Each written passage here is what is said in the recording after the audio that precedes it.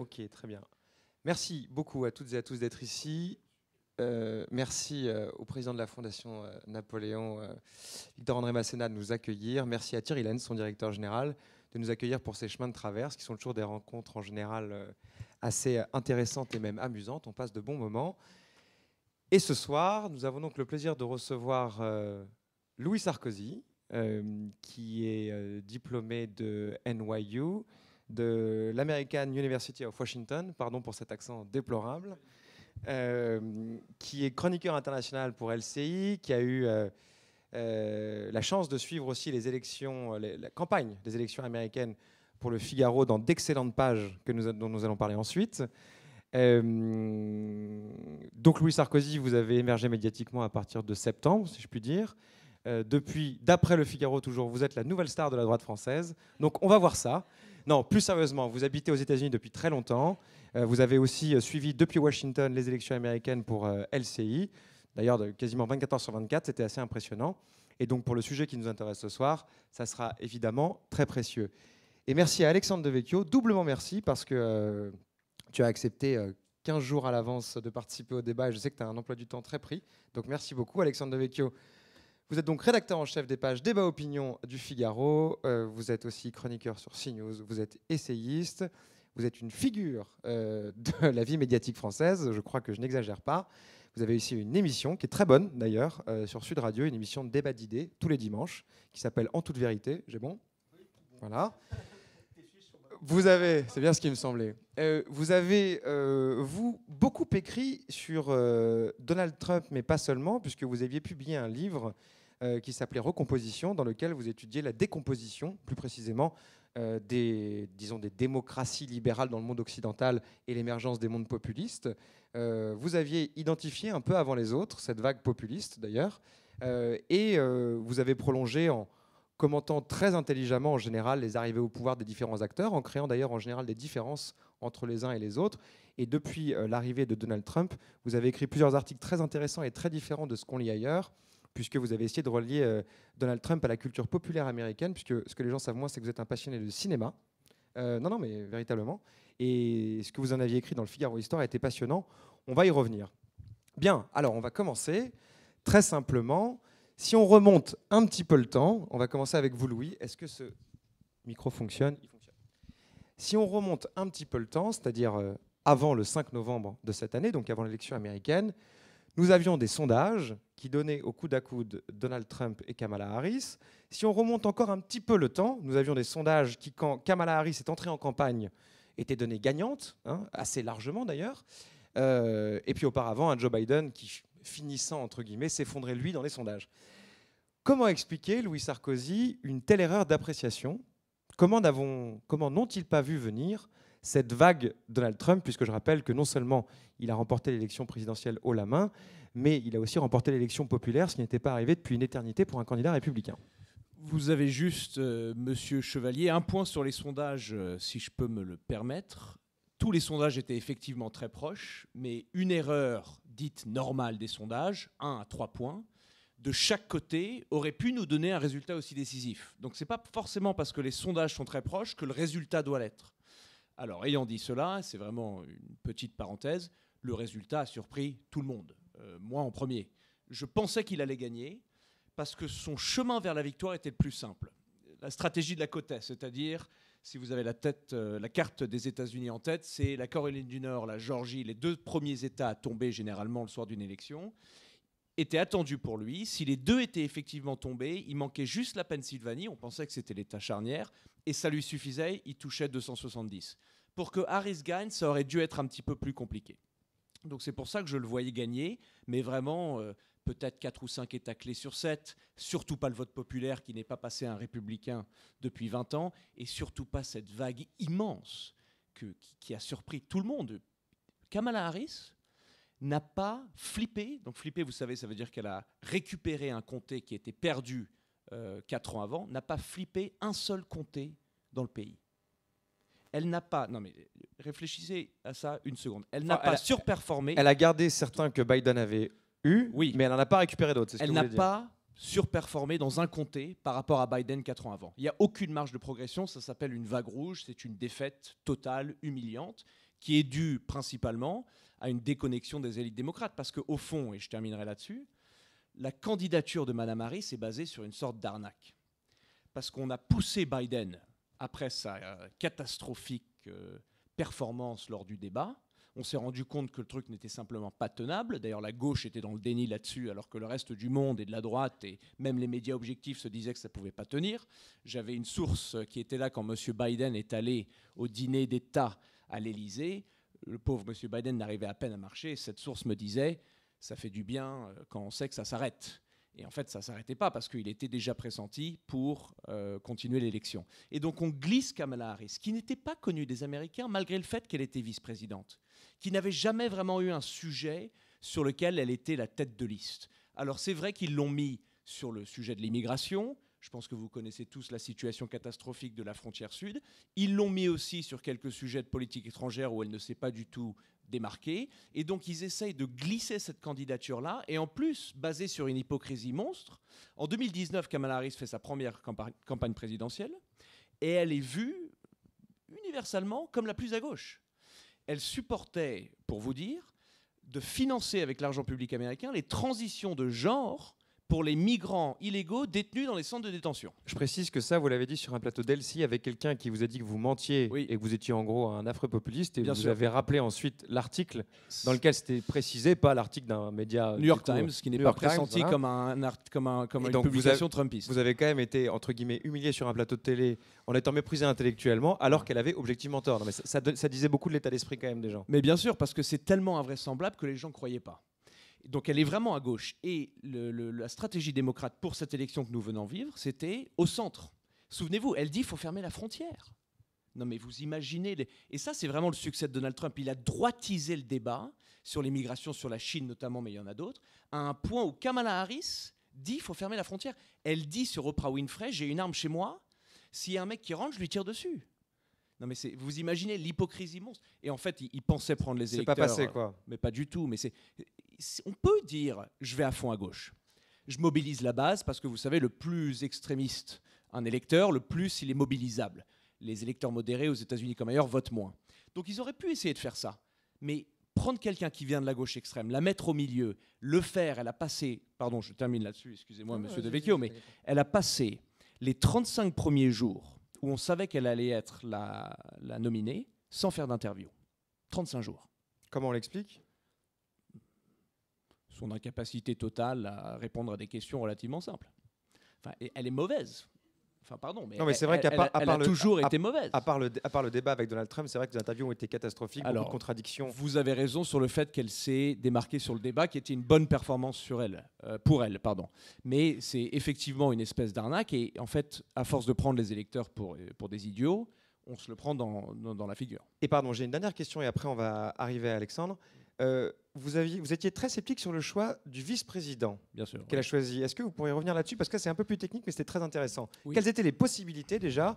Qui elle a choisi? Pourquoi lui plutôt que celui qui pour vous aurait été un meilleur choix? En fait, maintenant je comprends mieux pourquoi ils l'ont choisi, et mon opposition originale n'était pas si justifiée que ça, mais je ne le savais pas bien sûr à l'époque. Elle avait le choix entre M. Walz, qui est au Minnesota, comme vous le savez, l'État des murs bleus, qui est normalement acquis démocrate. On appelle ça les murs bleus, ces trois États, parce qu'ils votent ensemble et ils votent démocrate à peu près tout le temps depuis 20 ans. Et elle n'a pas choisi M. Shapiro, qui est le gouverneur de Pennsylvanie. Et il y a 6 mois, j'étais persuadé, tout le monde était persuadé, que l'État de Pennsylvanie aurait été l'État le plus important. C'est le plus de grands électeurs et c'est l'État qui a le plus de possibilités de passer d'un côté à l'autre. Il n'est vraiment pas sûr.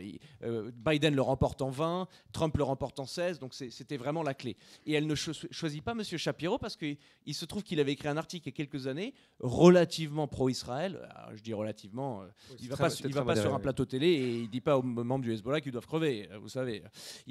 C'est vraiment modéré et c'est sorti au pire au mauvais moment et donc du coup ils lui ont coupé la tête et il a été. C'était un choix pour mobiliser l'électorat musulman. C'était un choix pour mobiliser l'électorat dans ce fameux mur bleu et je pense que c'est parce que les chiffres internes de la campagne Harris, à ce moment ils devaient se dire c'est pas si sûr que ça en fait. On n'est pas si sûr et c'est exactement ce qui s'est passé. Le mur bleu est passé entièrement rouge. Vous vous rendez compte, les 7 États pivots.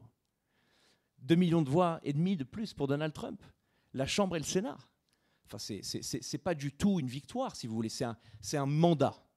Et le mot mandat, chez nous, un mandat de président, c'est pas exactement la même chose, un mandate. Un mandate aux États-Unis, c'est pas juste la durée de temps qu'on sert. Un mandate, c'est comme quelque chose de plus. C'est une autorisation donnée par le peuple. Un blanc-seing en français. Exactement. C'est carte blanche donnée par un peuple. C'est vraiment l'autorisation. On est d'accord avec vos problématiques et c'est vous qui allez les... Comme Roosevelt avait pu en avoir d'ailleurs. Bien sûr, exactement.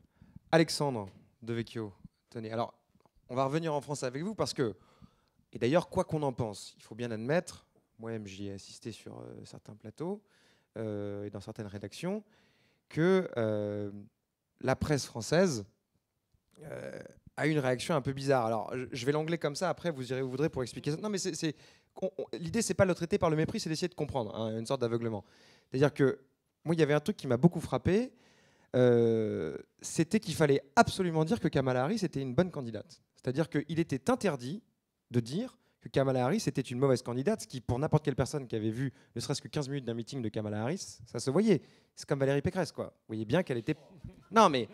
elle n'était pas faite pour ça. C'est tout. Non, mais c'est juste, elle n'était pas. Il y avait trop d'écart entre ce qu'elle disait, voilà. Et évidemment, c'était interdit parce que je ne sais pas pourquoi d'ailleurs, c'était interdit. À votre avis, ça vient d'où cet aveuglement? Si on essaye de l'expliquer un peu intelligemment et sans dire que c'est qu'à France Inter, ils sont tous des cons, entre guillemets. Si on va un peu au-delà, quoi. Il paraît que c'est enregistré ce soir. Justement. Si on va au-delà de ça, ce que je veux dire. Je suis pas invité très souvent à France Inter, mais tout de même, ça peut être utile de porter une voix différente de temps en temps à France Inter. Justement, on a beaucoup dit c'est tous des cons, mais je pense qu'il y a d'autres raisons. Je m'abstiendrai de critiquer France Inter pour le moment. Non, je plaisante. Enfin, de dire que c'est tous des cons. Mais pour ce qui est des journalistes, même au-delà de France Inter, Louis Sarkozy parlait tout à l'heure très justement de déconnexion des élites. Les journalistes font partie des élites. Alors, je ne sais pas si ce sont de réelles élites, ça c'est une vraie question aujourd'hui. C'est le déclin, je dirais, des élites. Mais en tout cas, ils se vivent comme faisant partie de l'élite médiatique, faisant partie d'une forme de cercle de la raison. Et effectivement, je crois qu'ils sont déconnectés de certaines préoccupations populaires. Et depuis le début du phénomène Trump, mais aussi du phénomène populiste en général. Vous avez rappelé que j'ai écrit un livre sur les populistes. Moi, je ne considère pas le mot... dans lequel il y avait aussi Zelensky, d'ailleurs. Oui, tout à fait. Je ne considère pas forcément le mot comme une infamie.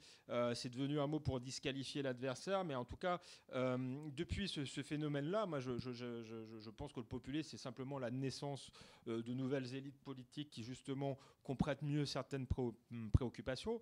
Et donc, elles n'ont voulu voir dans ce phénomène, finalement, que la montée des extrêmes, du racisme, et sans jamais considérer certaines problématiques auxquelles tentaient de répondre les populistes et qui n'étaient justement pas traitées par la classe politique, la classe médiatique, je dirais, dominante dans le sens celle qui a dominé les 40 dernières années. Donc on ne sort pas, je dirais, de cet aveuglement. On pouvait penser qu'après la première victoire de Donald Trump, il y aurait une certaine prudence.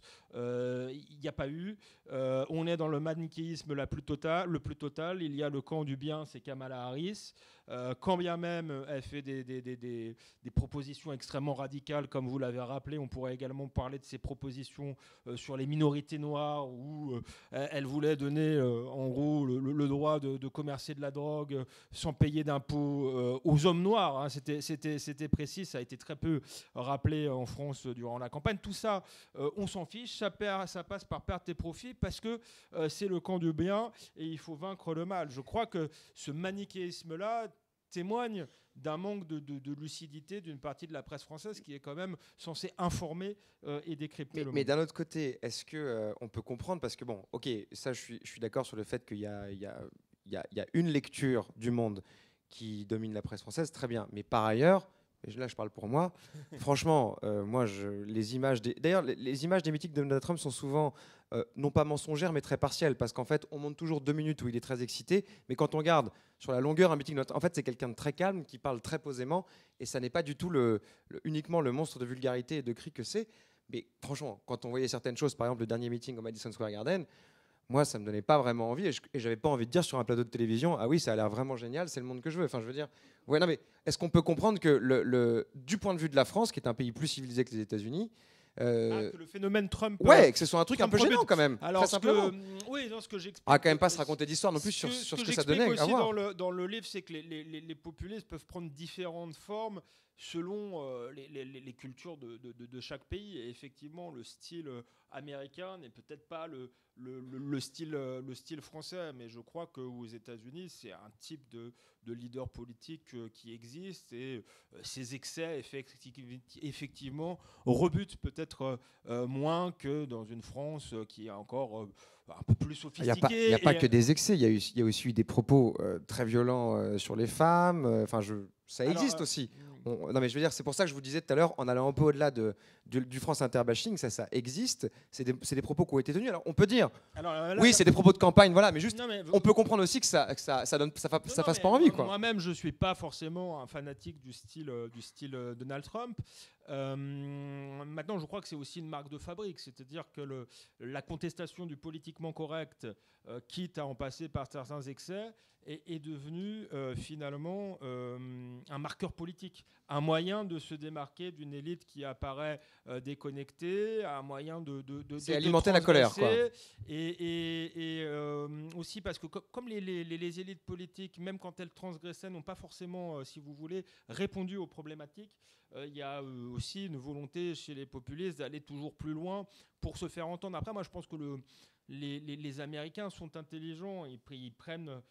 ils voient bien que Donald Trump, oui, a une personnalité fantasque, vulgaire, c'est selon, mais que ça ne se traduit pas toujours en actes. Après, il y a le précédent du Capitole qui, là, est un réel problème, si vous voulez.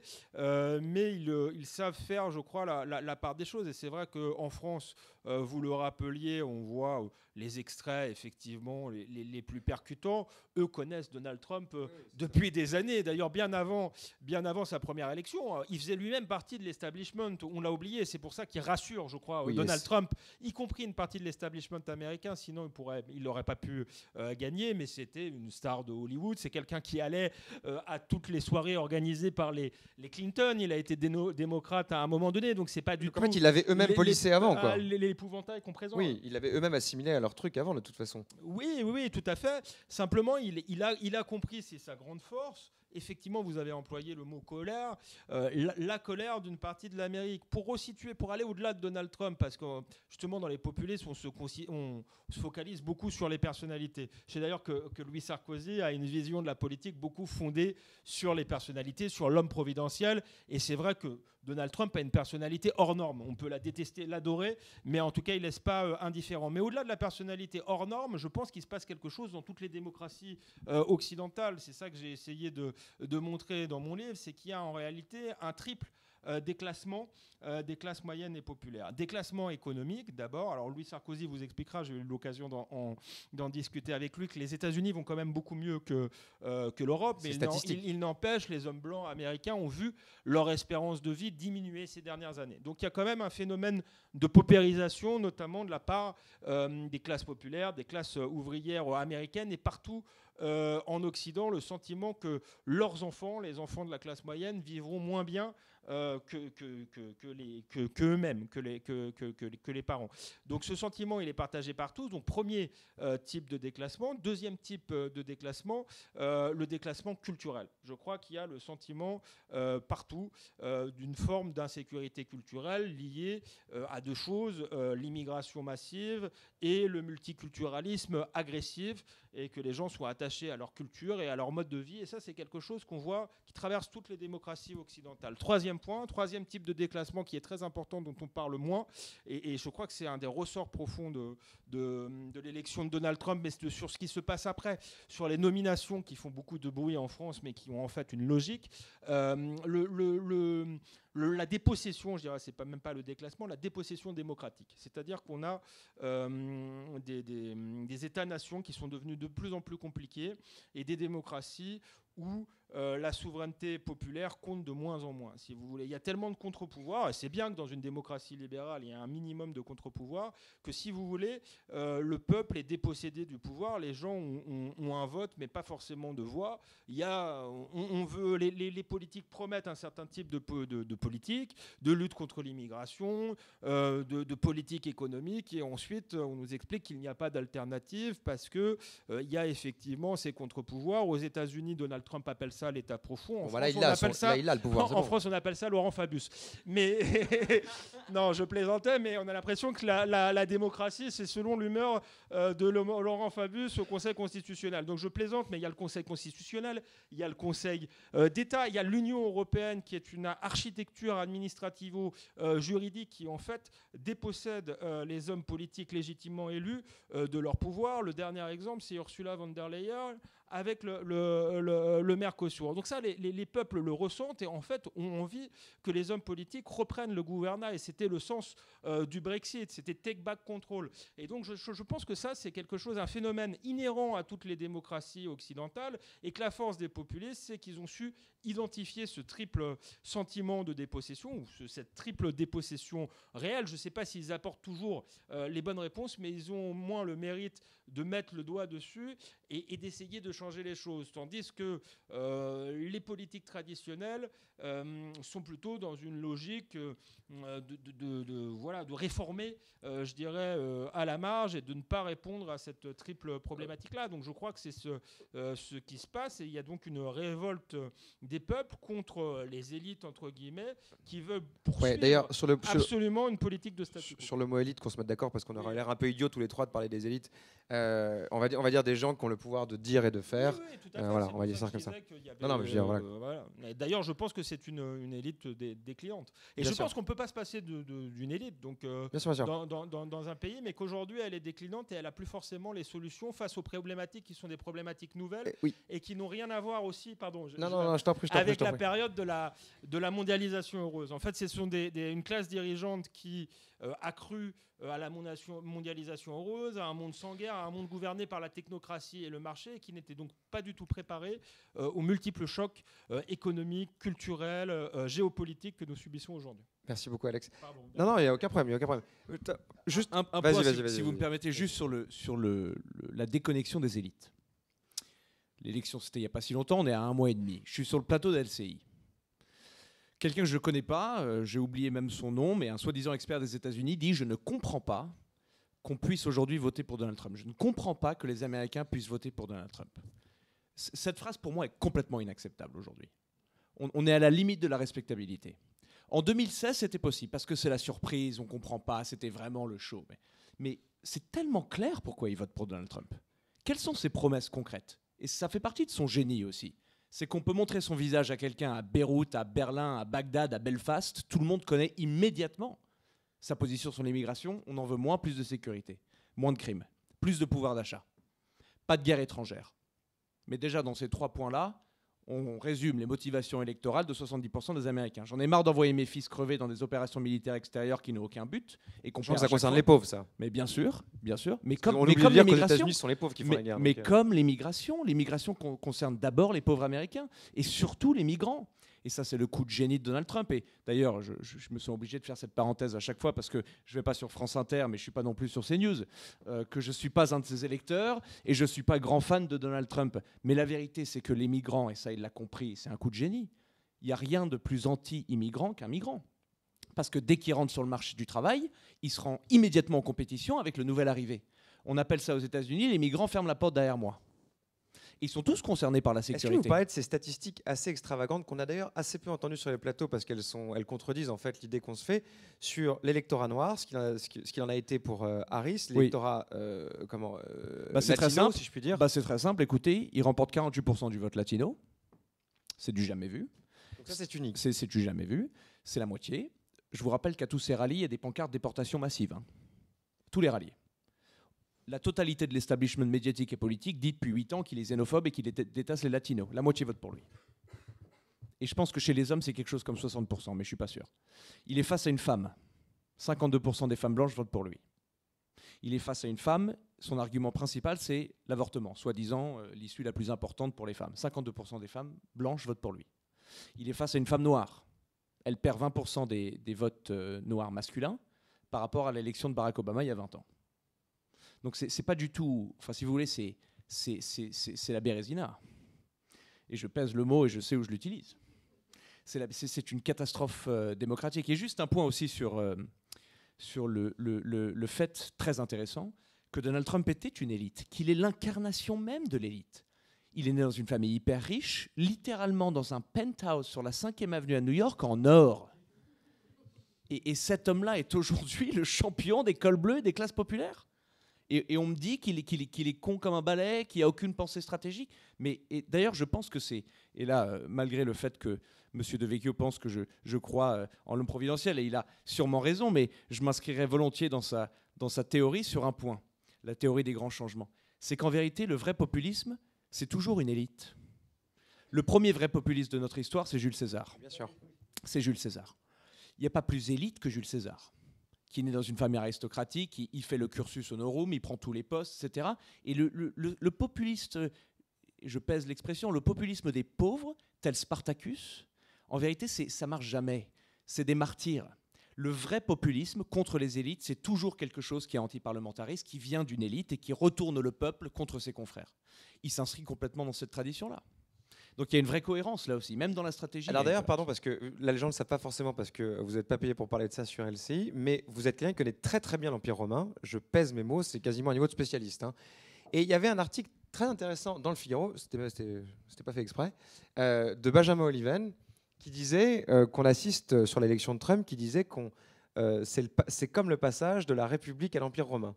Ce qui vient de se passer à Rome, en gros, c'est très simple, c'est-à-dire une démocratie épuisée, une élite démocratique épuisée, et donc du coup, à un moment donné, on donne le pouvoir à un homme fort. En l'occurrence, il faisait référence à Jules César, mais surtout à Auguste, puisque c'est lui qui fait ça. Est-ce que ça vous paraît pertinent, ça ? Je suis pas d'accord sur un point, vous venez de le souligner, c'est parce que c'est peut-être César, et encore, moi je suis un grand fan de Jules, et je dirais pas que Donald est Jules, mais c'est beaucoup plus Jules César que c'est Auguste. Parce que Auguste fait un effort considérable pour maintenir les apparences. Il ne se fait pas du tout appeler empereur, c'est le premier citoyen. Il va consulter le Sénat pour toutes les décisions, même s'ils n'ont absolument aucun pouvoir. Donc il essaie de faire une espèce de coup d'arnaque, parce que l'opération d'Auguste, c'est avant tout une opération de communication, parce qu'il sait, et là il y a un vrai parallèle, qui est d'ailleurs souligné dans l'article, la haine que les Romains avaient pour les rois. Et les États-Unis, c'est la même chose. Vous savez ce que c'est la devise, elle a été changée.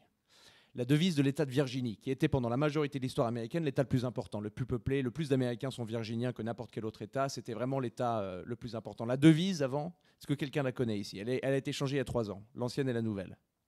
C'était Sic Semper Tyrannis.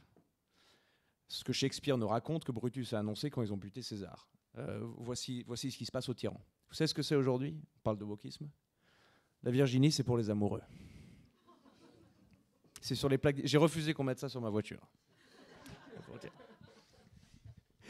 Un dernier mot et après on va passer à un autre sujet dans le sujet. Sur la violence aux États-Unis et sur le déclassement. Parce qu'après tout, vous y vivez, ce qui est déjà une grande plus-value par rapport à nous. Vous y vivez depuis longtemps. Évidemment, vous ne faites pas partie des classes populaires, c'est sûr, mais enfin, vous vivez avec, entre guillemets, vous vivez dans ce pays. Est-ce que ce déclassement, cet appauvrissement, vous l'avez constaté ? Puisqu'après tout, vous avez 27 ans et vous y êtes depuis l'âge de 8 ans. Je ne dis pas de bêtises. Je le suis depuis mon 11e anniversaire et j'ai commencé pour vous dire... Est-ce que vous avez vu un changement ? Parce que moi, j'ai beaucoup de gens qui rentrent des États-Unis qui disent « Putain, les États-Unis, c'est plus ce que c'était quand même. » Les gens sont quand même tous gros, ça fonctionne moins bien, c'est moins impressionnant. Mais vous savez, c'est très intéressant. Mais bon, voilà, est-ce que c'est vrai ou pas ? Mais c'est très intéressant, juste une petite parenthèse sur l'obésité, parce que c'est vrai, c'est à peu près 47% du pays qui est obèse, ce qui est monstrueux, mais ce qu'on oublie toujours, c'est qu'ils récoltent 400 médailles d'or aux Jeux Olympiques à chaque fois. Et qu'en vérité, nous en Europe, on est tous dans la classe moyenne du sport. C'est-à-dire que personne n'est vraiment obèse, mais personne n'est vraiment en forme. Et eux, là-bas, c'est que des extrêmes. La moitié, c'est des obèses, et les autres, ils font du cross-country, du foot, du tennis, de la boxe, et ça, il a 8 ans, et il fait ça toutes les semaines, en fait. Donc c'est vraiment un pays d'extrême, et c'est aussi remarquable là-dessus. Sur votre question du déclassement, Je pense que, alors pour vous dire un petit peu d'expérience, je n'ai pas que vécu dans ce que M. Devecchio appelle à juste titre les citadelles urbaines complètement déconnectées. J'ai vécu à New York pendant un moment, mais j'étais aussi dans une académie militaire en Pennsylvanie, dans la Pennsylvanie rurale, à côté de communautés mormons. Donc c'est vraiment l'Amérique profonde et c'est peut-être l'Amérique que je trouve la plus charmante. Et je dirais que la plus grande différence, c'est la hausse de criminalité. Et dans les dialogues, en tout cas, pro-Trumpistes, c'est vraiment un sujet qui revient tout le temps. Alors moi, j'ai jamais vécu dans le sud. Je pense que le plus sud que j'ai jamais été dans ce pays, c'est le sud de Manhattan. Ce qui est une blague qui plaît beaucoup, une blague qui plaît beaucoup aux sudistes. Mais dans le sud, le dialogue, c'est vraiment la chute de la frontière. Et ça, les chiffres en parlent. Et dans les grandes villes, c'est la hausse de criminalité. Dans les Appalaches, c'est le déclassement social. Donald Trump répond à ces trois problématiques. On ose encore dire que c'est un fou furieux qui n'a pas de stratégie, qui n'a pas de cohérence. Donc oui, je le ressens aussi sur les... Moi, pour vous dire un exemple personnel qui est anecdotique, mais qui, je pense, peut apporter un peu de couleur à notre débat, je vivais dans un appartement à New York avec ma femme, qui n'était pas dans un très beau quartier, c'était en plein milieu de Manhattan, et c'est passé d'un quartier tout à fait acceptable. Et figurez-vous que le maire de l'équivalent de l'arrondissement a eu la bonne idée de réquisitionner un hôtel abandonné et de foutre 250 migrants et SDF dedans. Ma rue est passée d'une rue totalement acceptable à un truc catastrophique en l'espace d'une nuit. Et ça, c'est typiquement un processus de radicalisation politique. Radicalisation, j'utilise le terme de France Inter. Donc c'est exactement cette logique-là, parce qu'en vérité, les gens, les grands conflits d'idées, les positions philosophiques, libérales ou pas, protectionnistes, ça ne leur parle pas. Ce qui leur parle, c'est leur rue, c'est leur village, c'est leur ferme, c'est leurs impôts. C'est ce qu'ils payent au grocery store quand ils font leurs courses. Mais c'est pourtant paradoxal parce qu'un très bon ami à moi qui connaît bien les États-Unis m'a expliqué que Joe Biden avait de très bons résultats économiques et cet ami c'était vous. Bien sûr, parce qu'il y a... C'est quoi le paradoxe de ça? Comment on l'explique? C'est simple. Il y a une catastrophisation énorme sur les facteurs économiques. C'est-à-dire que la situation va pas si mal et qu'on pense qu'elle va bien pire. Sur le pouvoir d'achat, c'est évident. Alors il y a des sondages fascinants. Je crois que c'est Bloomberg qui fait cette étude il y a 3 ou 4 mois. Il demande aux gens qu'est-ce que vous pensez le taux de chômage, qu'est-ce que vous pensez le pouvoir d'achat par personne par PIB, qu'est-ce que vous pensez le taux de revenu par PIB. Et on récolte l'avis de tout le monde. Et c'était 55 000 ou 65 000 personnes, donc c'est pas du tout une petite étude. Et ensuite, on monte les chiffres réels. Et ensuite, on monte le spread, la différence entre le réel et le pressenti. Le spread ne fait qu'augmenter depuis 2016. Donc c'est pas forcément complètement tort de dire que la stratégie trumpiste de dire tout va mal, elle mord un petit peu. Hein. Mais après, c'est vrai que les États-Unis sont aussi habitués depuis 100 ans à une puissance économique monstrueuse. Enfin, comparé à nous, on est ridicule. Le PIB par travailleur, et ça, vraiment, j'ai envie de vous laisser avec ce facteur dépressif et que vous allez perdre votre sommeil ce soir et vous dire ce sacré Louis, qu'est-ce qui nous a pourri notre soirée? C'est que en 1988, le travailleur français, le PIB que générait un travailleur français était supérieur à l'américain. En 88, hein, on ne parle pas de Napoléon, on ne parle pas de l'Antiquité, en 88.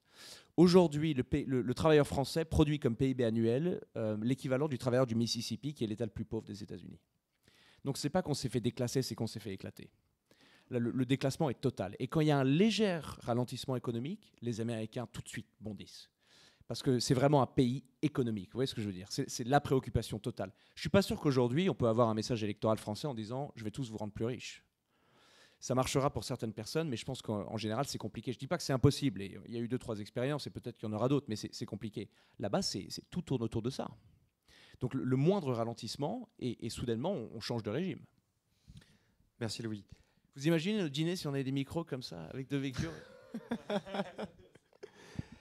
Alexandre, vous avez écrit un article très intéressant, enfin en tout cas qui avait le mérite de changer vraiment le regard sur ça, après pas les nominations parce que c'est un peu tôt pour dire qu'elles le sont, mais en tout cas les personnes pressenties et annoncées par Donald Trump pour composer son administration, en fait son gouvernement, on va dire ça simplement, et puis les postes très importants, la direction du FBI, enfin les noms sortent les uns après les autres, et effectivement, sur le papier, c'est un peu le musée des horreurs, on va dire ça comme ça. C'est-à-dire qu'on a l'impression que systématiquement, dans un domaine de compétences, on prend l'extrême inverse de ce domaine. Voilà, donc un anti-vax à la tête du ministère de la Santé, un complotiste à la tête du FBI, et j'imagine un carnivore à la tête de l'écologie. Enfin bon, j'en sais rien, mais voilà. C'est-à-dire, on a l'impression que c'est pratiquement à ce point-là, ça peut pas ne pas être pensé. Et vous, alors déjà, parlez-nous de ce gouvernement et d'une certaine façon. Comment expliquer l'inexplicable? Et ensuite, vous aviez une idée qui était là pour le coup très intéressante, c'est qu'effectivement, qu'on le veuille ou non, ça va renouveler profondément cette élite qui jusqu'ici était traditionnellement au poste. Oui, Quoi. l'article dont vous parlez, ça s'appelait Donald Trump ou le grand remplacement des élites. Mais, et donc, bon, vous avez fait effectivement une présentation type galerie des monstres. Je pense que c'est plus compliqué que ça. En tout cas, c'est un discours qui ne fonctionne plus. J'ai envie de vous dire. C'est à peu près le discours que tient la presse américaine, tient la presse française et européenne qui est moutonnière et qui recopie la presse progressiste des États-Unis.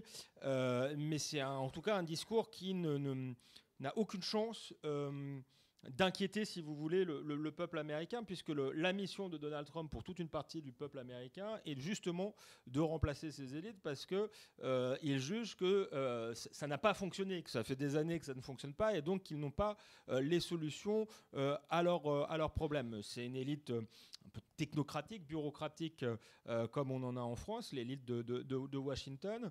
Et en réalité, Donald Trump prend des personnalités iconoclastes pour tenter de changer peut-être. Pardon Alexandre, mais le Kennedy anti-vax, être anti-vax, c'est pas un truc iconoclaste, c'est une connerie. Et quand on essaye de le populariser, c'est criminel. Je suis pas un spécialiste. Non, pardon. Qui sérieusement peut dire qu'au moment du Covid, c'était pas intelligent de vacciner les gens? Enfin, je veux dire, c'est une. Alors moi, je vais vous répondre là-dessus. Non, je vais vous répondre sur s'il est anti-vax réellement. Moi, je suis pas un spécialiste de Robert Kennedy. Effectivement, c'est un problème. Maintenant, si il a critiqué la stratégie sanitaire pendant le Covid, sans qu'on a l'avocat de Kennedy à la gauche. Voilà toute la différence. Je veux dire, là encore, et voilà, c'est très intéressant que vous posiez le débat, parce que je pense qu'il y a eu sur le Covid, comme sur beaucoup d'autres sujets, une forme de pensée unique. Moi, je crois que je suis pro-vax.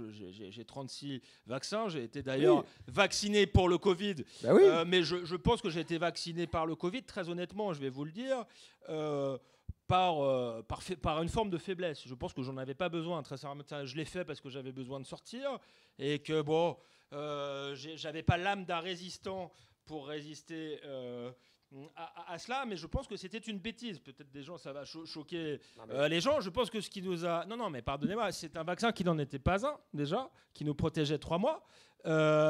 Et ensuite, est-ce que des jeunes et qui surtout n'empêchaient pas que le virus se diffuse. Donc des jeunes bien portants qui n'avaient sortons du débat des vaccins. Restons. Pardon, excuse-moi. Donc non, mais c'est très intéressant sur Robert Kennedy. Je trouve que je suis moins spécialiste de la politique américaine que Louis Sarkozy.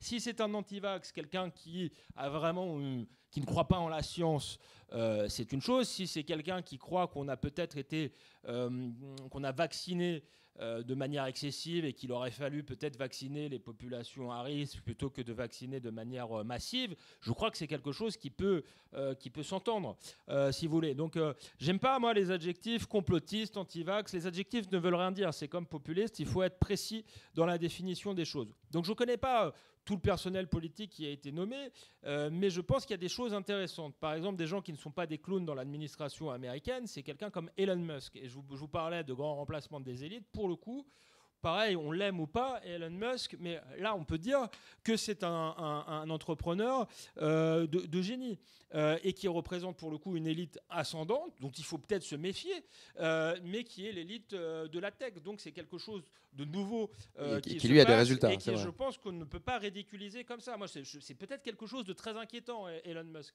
Mais ridiculiser cela, à mon avis, c'est ne pas comprendre qu'il se passe quelque chose. Également pour J.D. Vance, qui avait été... Attention, parce que ça, les gens ne le savent pas, mais en France, vous avez été un des premiers à parler de ce mec. Oui. Il y a très longtemps. Effectivement, il y a très longtemps, alors qu'il ne faisait pas encore de politique, puisque justement, moi, je m'occupe de la partie débat au Figaro, et j'avais lu son livre, I Billy Elegy, qui s'appelait, ce qu'on pourrait traduire par éloge des ploucs ou éloge des rednecks, et donc qui avait été un succès incroyable aux États-Unis, qui avait été écrit avant l'élection de Donald Trump, et en fait le succès avait eu lieu après, parce qu'on s'était un peu rendu compte que c'était le livre qui expliquait précisément les raisons de la victoire de Donald Trump. Et donc si nos amis journalistes européens lisaient un peu plus, ils auraient peut-être compris ce qui se passait. Je ne dis pas que c'est bien ou c'est mal, je ne porte pas de jugement moral, mais je dis qu'effectivement on ne peut pas, comme Louis Sarkozy, on ne peut pas se contenter de dire que Donald Trump est un dingue. Et donc, c'est pour le coup, J.D. Vance, il fait partie d'une certaine manière de la nouvelle élite, puisqu'il est diplômé de toutes les meilleures universités américaines, mais c'est quelqu'un qui vient de l'Amérique pauvre, de l'Amérique populaire des Appalaches, précisément celle où il y a le déclassement économique que décrivait Louis Sarkozy. Et il décrivait précisément ce déclassement-là et le sentiment de révolte des habitants de ces États-là. Donc c'est un personnage intéressant qui incarne, je dirais, physiquement la révolte d'une partie des classes populaires et moyennes américaines. Donc balayer ça en disant que c'est un gouvernement de clowns, ça me paraît, si vous voulez... non, mais je ne parle pas de toi, je parle du récit médiatique qui en a été fait. Par ailleurs, je maintiens que l'une des raisons, je disais, de la colère des peuples, c'est ce qu'aux États-Unis on appelle l'État profond, ce qu'en France on appelle l'État de droit.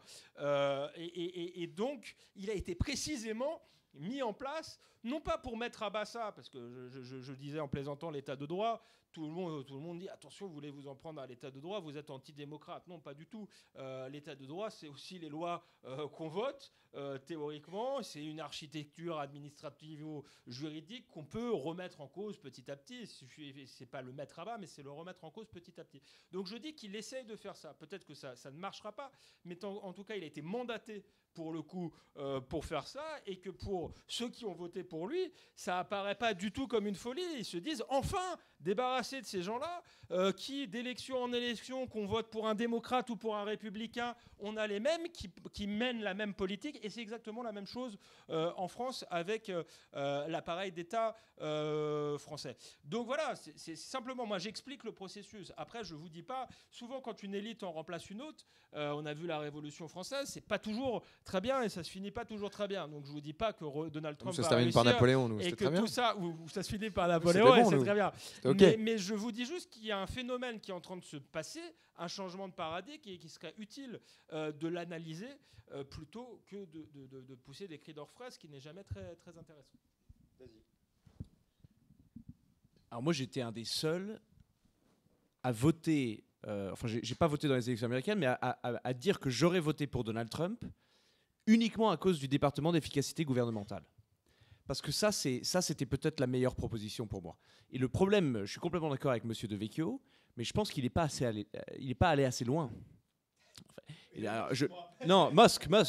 Et je dis ça sur les plateaux télé, vous imaginez les réactions. Mais sur le département d'efficacité gouvernementale, qui veut débureaucratiser pardon, en masse... mais ça consiste en quoi, ce département? Et déjà, est-ce qu'il existait avant? Alors déjà, il n'existe toujours pas, il ne va jamais exister.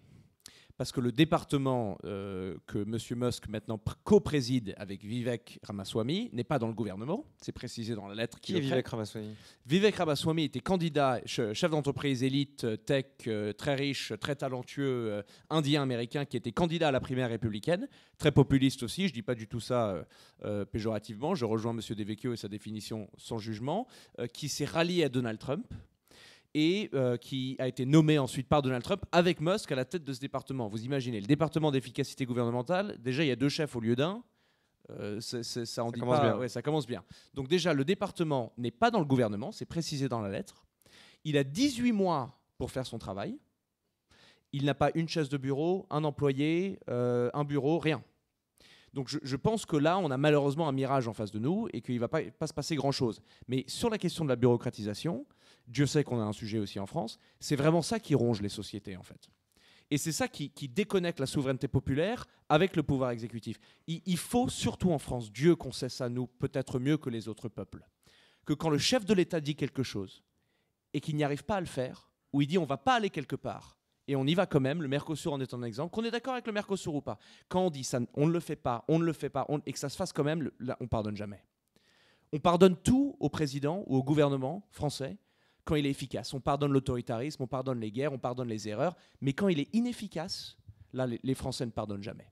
Et la bureaucratie, pas la bureaucratie qui fonctionne, la bureaucratie immense, gorgée d'elle-même, incompréhensible, cette énorme boîte noire, sépare le peuple de l'exécutif et déresponsabilise l'exécutif. Et ça, c'est catastrophique. Moi, je prends toujours l'exemple de l'Empire byzantin. Au XIIe siècle, il y a 800 eunuques autour de l'empereur.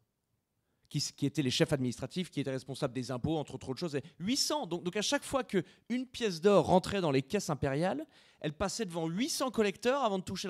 Et bien sûr, il y avait des chutes de baisse d'impôts, des décentralisations, des trucs catastrophiques. Donc j'étais vraiment content et je priais le ciel pour que cette promesse de Donald Trump fonctionne. Malheureusement, j'ai été un des rares déçus. J'aurais bien aimé le trouver plus radical.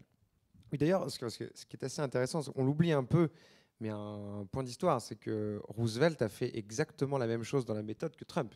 Peut-être pas avec le même vocabulaire, et encore, il faudrait voir ça de près. Mais d'ailleurs, je renvoie à un livre qui est très simple, qui est celui d'André Caspi, qui n'est pas quelqu'un de très sulfureux. Roosevelt a dénoncé le gouvernement des juges de la Cour suprême, a même appelé le peuple américain à témoin contre les chambres plusieurs fois. Mais le talent de Roosevelt, c'était de parler directement au peuple américain. C'est qu'il maintenait un lien avec eux très fort. Et c'est peut-être d'ailleurs ce qu'ont perdu les démocrates. La nouveauté, c'est pas ça. La nouveauté, effectivement, c'est pour ça que moi, ça m'a pas. Les méthodes de Trump ne me choquent pas parce que je sais que Roosevelt, président démocrate, 4 fois élu, et vainqueur de la Seconde Guerre mondiale, a fait exactement la même chose. Et pourtant, c'était quelqu'un de très civilisé. Donc ça, c'est pas très choquant en soi. En revanche, ce qui me choque, c'est effectivement cet entourage de Trump où j'ai l'impression, mais peut-être que je dis ni aussi, mais il faut bien qu'il y ait un détracteur quand même dans ce débat et un modérateur avec vous, bande de fous. Ça ressemble à ce qu'on appelle l'ère de la post-vérité. Non, mais c'est déjà quelque chose que vous n'avez pas précisé, Monsieur Chevalier. C'est que sur les nominations de Donald Trump à son gouvernement, les 3 ou 4 les plus dingues, 2 se sont déjà désistés. Moi, je pense que tout ça a été très stratégique et qu'il a mis, on va dire, 10 ou 12 nominations et que pour assurer que 9 passaient, on met 3 dingues. Comme ça, les sénateurs utilisent leur capital politique pour les virer et le reste passe.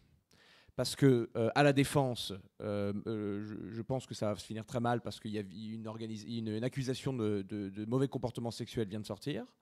Et le plus dingue de tous, on est plutôt sympathique pour l'expérience républicaine sur cette estrade, mais lui, c'était vraiment... lui, il était accusé de pédocriminalité, de trafic sexuel, enfin, c'était vraiment un champion. Et c'était au ministère de la Justice. Lui s'est retiré 4 jours après sa nomination, 1 semaine après sa nomination. Et je pense que les sénateurs, parce que vous savez, pour être Trump nomme, mais il faut que ça soit confirmé par le Sénat. Parce que si ça passe pas le Sénat, ça n'a aucune importance. Le Sénat est contrôlé par les Républicains, mais lui était tellement dingue qu'ils ont Matt Gaetz, il s'appelle, que les sénateurs ont dit jamais de la vie. On en a fait sauter un. Ils n'ont plus beaucoup de capital politique. Le reste vont passer. Donc là aussi, je pense qu'il y a une pensée stratégique. Alexandre, j'aimerais qu'on revienne une seconde avec vous parce que la politique, c'est des élections, mais c'est aussi une vie culturelle. Et la vie culturelle, ça traduit quelque chose de l'état d'esprit politique des gens. Et on va en parler 2 secondes. Quand même, l'article que vous avez écrit dans le... Vous êtes un fan de Clint Eastwood. C'est assez peu dit sur CNews et dans le Figaro, mais moi je le sais. Vous êtes un fan de Clint Eastwood. Et d'ailleurs, vous êtes ma principale recommandation pour les films que je regarde, en général, avec toi, Lisa. Vous avez écrit un très très bon article sur Clint Eastwood dans le Figaro Histoire, puisqu'il y a eu un hors-série du Figaro Histoire consacré à Clint Eastwood. Et vous avez écrit aussi, je crois récemment, un article Clint Eastwood, Donald Trump, enfin entre guillemets, quoi. Est-ce que vous pouvez nous parler de la façon dont Clint Eastwood et peut-être un autre cinéma populaire, d'ailleurs un film de Mel Gibson dont très peu de gens avaient parlé, qui était très intéressant, que vous m'avez recommandé, où il jouait un flic justement qui était contre les minorités violentes, machin, enfin voilà.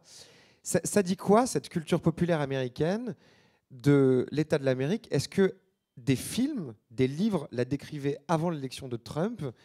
Qu'est-ce que ça raconte tout ça? Est-ce que des livres, des films la décrivaient avant l'élection de Trump? Oui, Clint Eastwood existait avant l'élection de Trump, mais effectivement, il est assez minoritaire à Hollywood. Des stars américaines qui se sont prononcées pour les républicains, comme l'a fait à chaque fois Clint Eastwood, mais en plus pour Donald Trump, il n'y en a pas beaucoup. Je pense qu'elles se comptent sur les doigts d'une main. Jusqu'où il a été dans son engagement, du coup, il a fait des discours. Alors c'est très intéressant parce que je pense qu'il avait une analyse intéressante. Là, il ne s'est pas prononcé parce qu'il a 80 95 ans, et je pense qu'il avait autre chose à faire. Mais la première élection, il s'était prononcé en sa faveur en disant oui. Il avait un peu répondu à un journaliste qui lui avait dû lui poser la même question que vous m'avez posée sur ses excès. Et il avait dit, je crois qu'il a compris quelque chose, c'est que les gens n'en peuvent plus du politiquement correct. Et puis il avait ajouté, nous sommes une génération de mauviettes.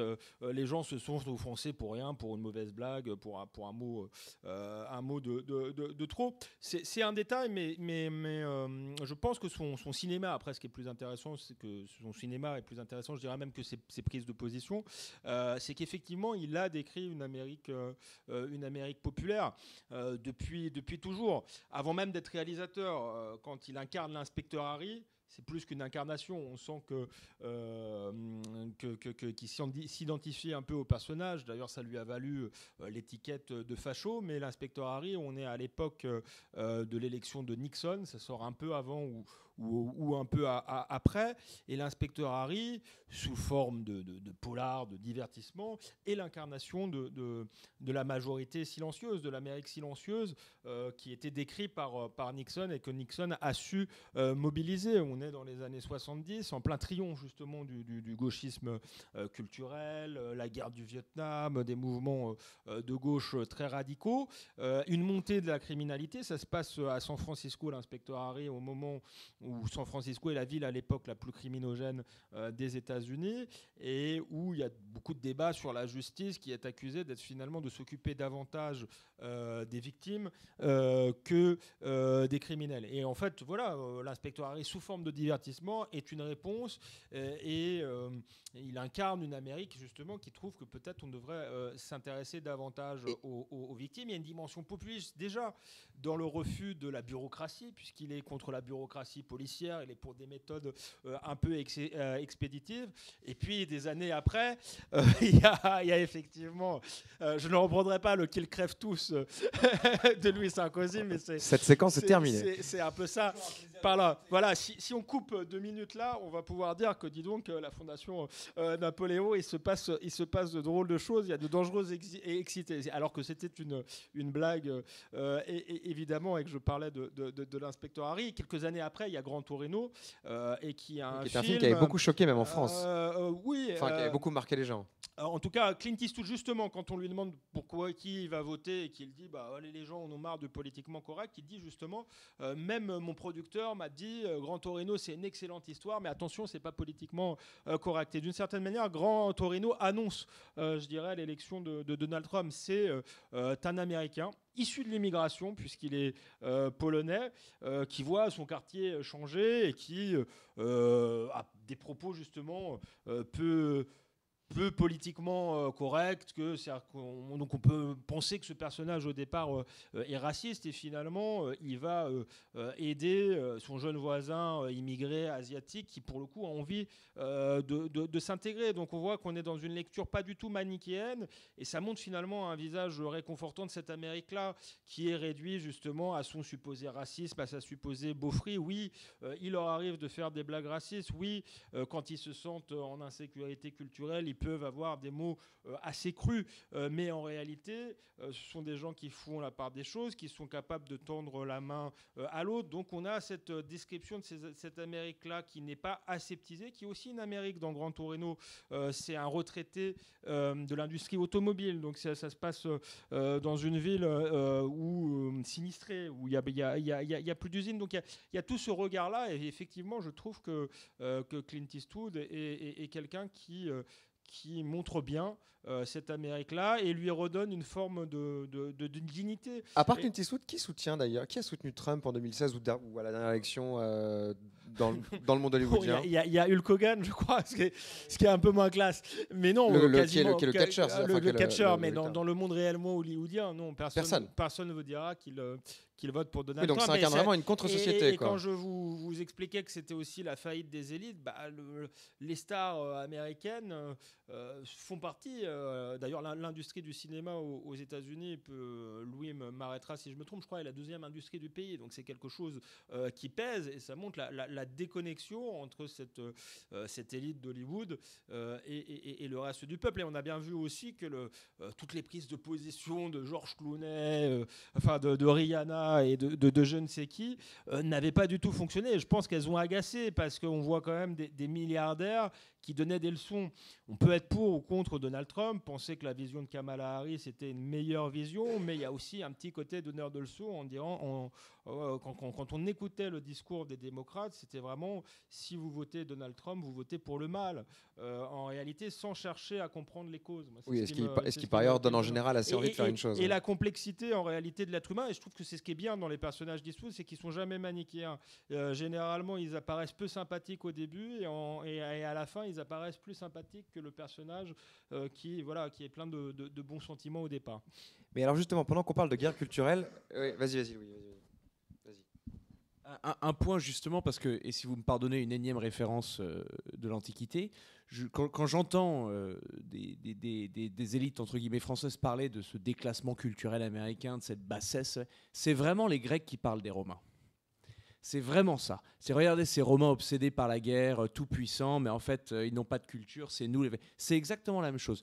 Le nombre de fois où j'ai entendu parler qu'il n'y avait pas de culture américaine, mais c'est pas que c'est faux, c'est que c'est idiot de dire ça. C'est inacceptable. Elle est tellement potente, la culture américaine, qu'elle est invisible. Enfin, qui n'a pas écouté du rock and roll, du jazz, de la country, qui n'a pas conduit une voiture, qui n'a pas mangé dans un McDonald's, qui n'a pas regardé un film d'Hollywood, qui n'a pas écouté de jazz. Enfin, la totalité de nos icônes culturelles, qui ne sont pas historiques, sont américaines.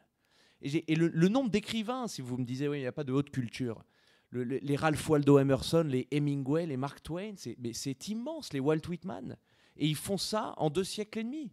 La culture politique, y a-t-il un plus grand génie politique dans l'histoire mondiale que Lincoln? Y a-t-il un plus grand général que Grant? Enfin, ils produisent en 2 siècles cette espèce de culture monumentale qui est tellement immense qu'elle en devient invisible. Et nous, les Grecs, aujourd'hui, on se dit mais ça n'existe pas, mais quelle bêtise. Et justement, à propos d'Antiquité, parce que alors, on parlait de guerre culturelle, on va parler 2 secondes quand même du phénomène wokiste qui a fait beaucoup l'actualité pendant la campagne. Alors on sait bien que la grande mode, c'est de dire que ça n'existe pas. C'est un mythe inventé par l'extrême droite. Bon, quand on regarde aux États-Unis, ça a l'air d'avoir existé un petit peu quand même.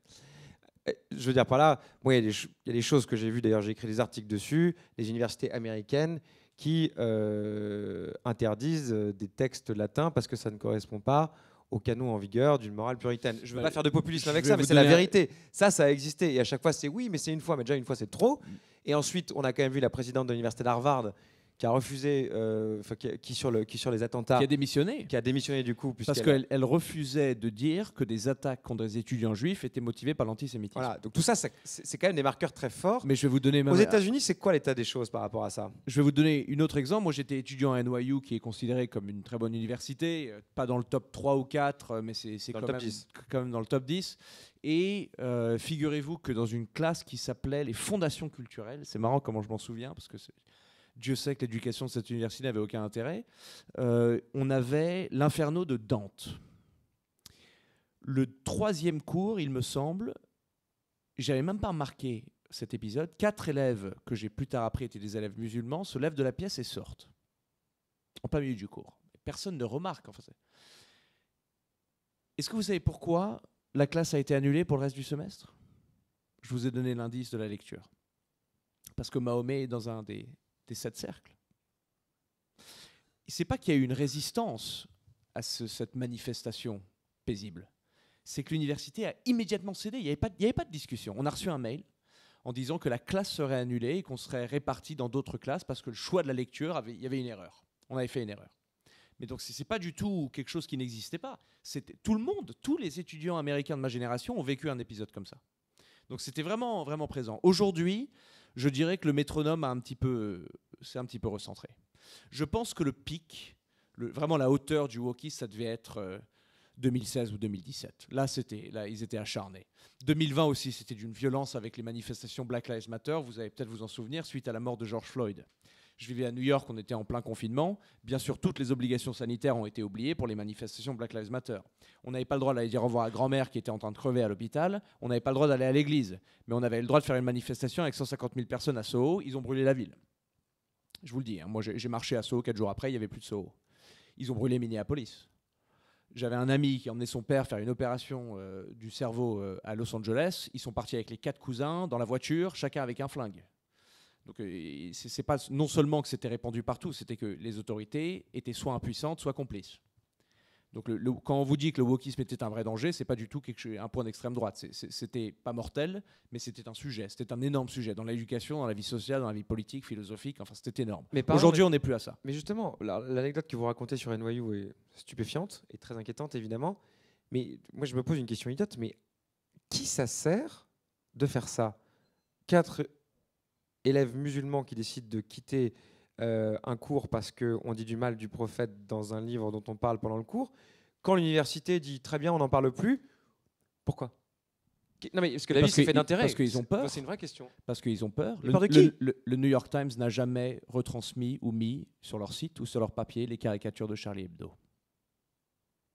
Vous vous rendez compte? Des hommes, des Français, sont morts parce qu'ils ont dessiné quelque chose. Fin de l'analyse morale. Le New York Times n'a jamais retranscrit. Mais pourtant, en plus, ils ont peur. Ils ont peur de la violence. Mais la communauté peur de la mort aux États-Unis, elle est très petite. Mais on a eu des attentats aussi. À Miami, à Orlando, dans un club gay, il y a eu une 15aine de morts. Je veux vous dire une anecdote que je trouve très marrante. Peut-être que vous n'allez pas être d'accord, mais c'est pour histoire de ponctualiser cette horreur sur laquelle le New York Times est responsable, ce manque de courage atroce, cette chute civilisationnelle. C'est que et c'est là où on se demande que le New York Times, qui est censé être quand même l'emblème de la civilisation américaine, New York, la grande citadelle urbaine, la grande ville, tous les Français connaissent New York, tout le monde, en tout cas quand ils vont aux États-Unis, y vont. Peu de personnes vont au Texas. Mais aujourd'hui, le centre civilisationnel européen est plus au Texas qu'à New York. Pourquoi? Une semaine après Charlie Hebdo, que font les Texans? Ils organisent un concours, on va dessiner le prophète dans un centre de convention. Un concours de qui fait le meilleur dessin. Il y a 2 terroristes qui se pointent. Ils se font buter dans le parking. Par qui? Par des civils. Parce que, pardon, mais je sais que les terroristes n'ont pas toujours le meilleur instinct de survie au monde, mais aller attaquer un centre où on dessine le prophète Mohammed dans le Texas, il faut le faire. C'est pas exactement la définition de la cible molle. Je crois qu'il y avait 277 impacts sur la voiture. Donc aujourd'hui, on caricaturise les Américains, cette culture vulgaire. Oh, regardez, ils regardent du catch, Hulk Hogan, là aussi. Écoutez les experts américains sur les plateaux de télé avec le truc d'Hulk Hogan de ridiculiser cette culture. Tandis que regarder Cyril Hanouna, c'est beaucoup plus sophistiqué, bien sûr. Mais non, alors déjà Cyril Hanouna est un homme de grande sophistication et de grande intelligence qui a quand même créé la plus grande émission française pendant 4 ans. Dieu merci, j'aimerais bien faire la même chose, mais passons. Mais Hulk Hogan, c'est l'emblème de toute la génération masculine américaine qui est la mienne et des précédentes. Enfin, ils allaient tous regarder le catch avec leur père. Mais qui sommes-nous pour dire que ça, c'est pas de la culture? Enfin, c'est quand même dingue. Alors, le catch, c'est vraiment du théâtre, c'est du show, mais est-ce que nous, on est vraiment mieux à Roland-Garros, avoir la petite balle passer d'un côté à l'autre? Mais c'est européen, c'est dans un jardin, on est habillé en blanc, donc c'est supérieur? Mais moi, je suis pas du tout convaincu par ça. Pas du tout convaincu par ça. Et le Texas, dans cet acte-là, était plus civilisationnel, plus cultivé, plus européen. C'était plus les Lumières au Texas qu'à New York ce jour-là. Justement, c'est assez intéressant, Alexandre, parce que très récemment, il y a eu, comme tous les ans, des évaluations médiamétrie des radios. C'était la première fois de l'année, il y a une 15aine de jours. Et ça va en général avec des panels. Et je lisais un article assez intéressant là-dessus. Et on peut le mépriser, enfin, on en pense qu'on en veut, mais ça renvoie exactement à ce que vous disiez. C'est que dans ce que les gens veulent ou veulent pas, bon, c'est assez dur d'évaluer les goûts des gens au moment où ils écoutent quelque chose, mais enfin, il y avait une chose qui ressortait énormément. C'était globalement qu'ils en avaient marre qu'on leur explique ce qu'ils avaient le droit d'aimer ou de ne pas aimer. Bon, dit comme ça, c'est un peu rudimentaire, c'est pas passionnant. Mais alors, il y avait un point supplémentaire, là, c'était très inattendu. Le sujet qui les énerve le plus, c'est les écrans. Parce que ce qu'ils disent tous, c'est, en fait, moi, je suis désolé, je gagne 1800 balles, je travaille 10 heures par jour. Quand je rentre chez moi, bah ouais, je mets mon enfant devant un écran. Désolé, je rentre pas à une heure décente. Oui, je suis très fatigué. Bah oui, je sais pas. Enfin voilà, j'ai pas le temps, j'ai pas l'espace mental. Et évidemment, l'oppression quotidienne est bien supérieure. Et on a l'impression, notamment dans ce qui s'est passé en Floride avec la polémique sur Disney, enfin voilà, ces histoires-là, on a l'impression qu'il y a juste un truc assez simple et assez sain, qui est qu'en fait, évaluer moralement les plaisirs des gens quand ils ne sont pas répréhensibles ou qui ne causent de tort à personne, on ne voit pas très bien pourquoi est-ce que ça devrait être en vigueur. Est-ce que vous croyez, Alexandre, vous qui suivez au quotidien et de façon assez intense l'actualité, est-ce que vous croyez que ce ras-le-bol du wokisme qu'en général, on intellectualise beaucoup, en fait, il n'est pas juste très simple. Qui est que on ne comprend juste pas pourquoi il y a certaines choses qu'on n'aurait pas le droit de faire, qu'on n'aurait pas le droit de regarder, qui seraient même mal de penser, alors que jusqu'ici, elles étaient tout à fait acceptables. Vous voyez ce que je veux dire? Est-ce que vous croyez que ça joue ou pas dans cette montée des populismes, et qu'en fait, quelque chose qu'on explique de façon très compliquée est en fait assez simple, en fin de compte? Oui, bien sûr. Je parlais tout à l'heure, alors c'est peut-être compliqué du coup, mais de dépossession culturelle. Je pense Non, que c'est ça. le wokisme en fait partie. Enfin, quand on veut réécrire Les 10 petits nègres d'Agatha Christie, comme quand on veut changer Blanche-Neige et les 7 nains. Ce sont des œuvres que les gens ont aimées, qui faisaient partie effectivement de la culture populaire, et ils se sentent agressés qu'on veuille les réécrire, les refaire. Puis c'est une logique qui est quand même qui a quelque chose de totalitaire en fait, de vouloir réécrire l'histoire. On peut discuter des œuvres du passé. Je suis pas sûr qu'on pourrait qu'il y ait tant que ça à dire sur Blanche-Neige et les 7 nains, mais il y a sans doute des œuvres dans l'histoire avec des propos qu'on ne dirait plus maintenant, mais il faut les analyser. Et je crois que de vouloir les effacer, c'est un grand danger, ne serait-ce que en termes de compréhension du monde. Mais je crois que ça participe effectivement au sentiment qu'on veut prendre en réalité aux gens tout ce qu'ils ont aimé. En réalité, le wokisme, pour moi, c'est un mouvement de haine de la culture occidentale au sens large. Et on le voit d'ailleurs beaucoup chez les écolos. En France. On le voit chez les insoumis, mais les écolos, c'est très frappant. Je dis toujours qu'ils ne veulent pas sauver la planète, mais qu'ils veulent déconstruire l'Occident. Quand ils arrivent, ils s'en prennent au sapin de Noël, ils s'en prennent au Tour de France. Ils ne font pas du tout Au défilé du 14 juillet. Au défilé du 14 juillet. Donc, tous ces symboles qui nous rassemblent, que les gens aiment, et qu'ils veulent détruire en réalité parce qu'il y a une forme de haine d'eux-mêmes et de haine de l'Occident. Et je pense que oui, ça participe beaucoup à l'insécurité culturelle. L'insécurité culturelle est liée, je le disais tout à l'heure, à une immigration massive qui ne s'est pas toujours intégrée, avec des problématiques lourdes, par exemple en France, sur l'islamisme, le communautarisme. Mais aux États-Unis, ils n'ont pas ce problème-là. Mais par contre, ils ont ce problème, effectivement, d'un gauchisme agressif qui prétend rééduquer les peuples en, si vous voulez, effaçant tout un pan de la culture américaine ou de la culture occidentale. Et je pense que ça, c'est quelque chose qui procurait un bonheur simple aux gens, des repères, tout simplement. Et la volonté de bousculer en permanence tous les repères, je crois que ça fatigue tout le monde et ça crée une inquiétude réelle. C'est vrai qu'il y avait un truc frappant dans la campagne de Trump, c'est quand même qu'à aucun moment, déjà j'ai trouvé ça stupéfiant, il n'y a jamais eu la moindre leçon de morale. Jamais. Jamais il y a eu le moindre discours, le moindre propos où il disait, il faut faire ci ou il faut faire ça. Enfin, il y avait eu beaucoup de blagues, il y a eu des choses qu'on peut juger vulgaires, un peu tonitruantes, violentes, mais il n'y a jamais eu la moindre leçon de morale. D'ailleurs, ni dans un camp, ni à l'endroit de son camp, ni à l'endroit de l'autre d'ailleurs. Vous savez, j'ai rencontré il y a quelques jours Boris Johnson qui était en voyage en France pour présenter sa biographie. Et c'est vrai qu'il m'a parlé de ça, du wokisme, et il m'a dit que sa victoire, celle du Brexit, mais surtout celle qu'il a eue aux élections après, était liée, à l'époque, c'était la gauche Jeremy Corbyn, qui était une gauche justement très agressive. Et nettement antisémite, on peut le dire. Aussi, mais sur des sujets sociétaux. Et il m'a dit, les gens ordinaires, la plupart des Britanniques, n'en ont rien à foutre, pardonnez-moi, de ce type de sujet. Ce qu'ils veulent, c'est que leurs enfants vivent mieux qu'eux. Ils veulent avoir il m'a dit ça de manière très fidèle. Ça, c'est ce qu'il vous a dit, ça. Ils veulent avoir une grande maison, la plus grande maison possible, le plus grand jardin, à vivre mieux, avoir un bon emploi. Mais les dealers sociétaux de la gauche, ils s'en foutent, pardonnez-moi. Et c'est aussi l'une des raisons de l'effondrement de la gauche dans le monde, dans les démocraties occidentales. C'est moi qui vous dis ça, qui, étant au Figaro, peut apparaître comme un homme de droite, mais moi je crois qu'on a besoin d'une gauche et d'une droite. On a besoin d'une gauche qui s'intéresse aux questions sociales, qui défendent la classe ouvrière, qui défendent les classes populaires. Alors parfois elle les défend mal, parfois les solutions de la gauche sont pires. Et je précise que je sais que vous êtes véritablement comme ça, parce que... Mais on peut pas...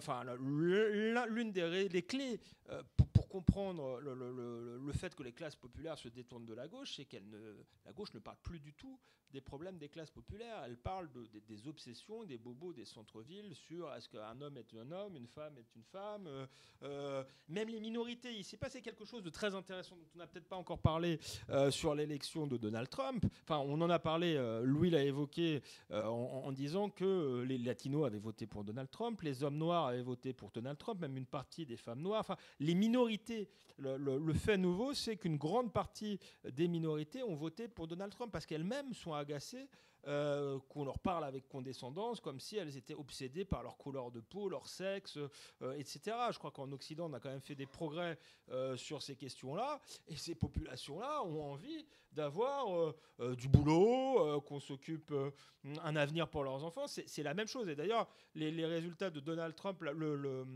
le niveau de vie des Noirs américains avait progressé durant le mandat de Donald Trump. Peut-être qu'ils s'en souviennent, mais en tout cas, je pense qu'ils ont été agacés par tout ça. En plus, ce sont des populations qui sont souvent conservatrices, je pense aux latinos, et qui sont attachés à la famille, qui est un repère.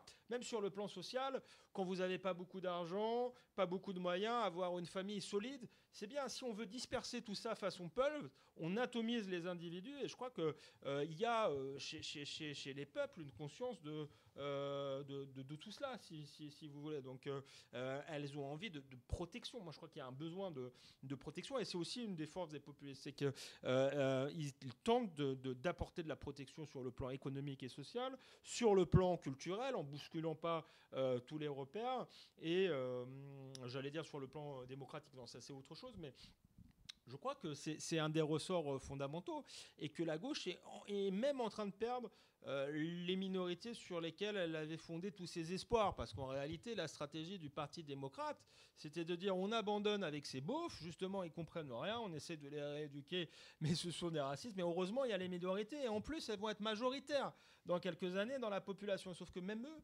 à la fin, ce sont effectivement des êtres humains comme vous et moi, qui ont les mêmes problématiques que nous. Et en fait, le problème, c'est qu'on a une partie de la gauche, qui n'est plus du tout universaliste, qui est devenue raciste, voire racialiste, sans le savoir. Au nom de l'antiracisme, ils pratiquent une politique différentialiste qui est raciste, il faut le dire. Et je crois que ça a été aussi, ça a joué, et ça explique que des minorités qui auraient pu être effrayées par les excès langagiers de Donald Trump, qui parfois, oui, a des propos peu amènes, l'ont préféré finalement à la gauche. Et d'ailleurs, si on faisait des statistiques ethniques en France, à mon avis, ce qui est interdit, évidemment, à mon avis, on serait très surpris par les soi-disant répartitions électorales qu'on nous vend, exactement comme on a été surpris de voir la répartition électorale aux États-Unis.